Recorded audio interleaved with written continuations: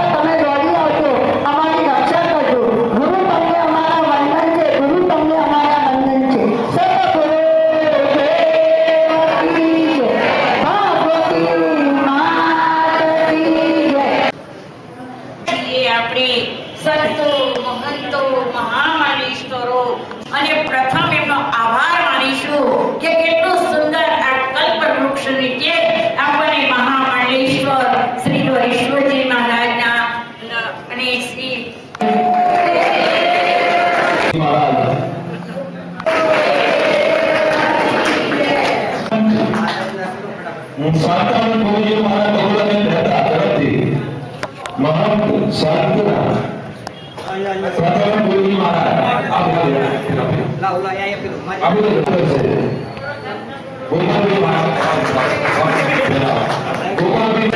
स्वामी रामानंद जी महाराज को स्वागत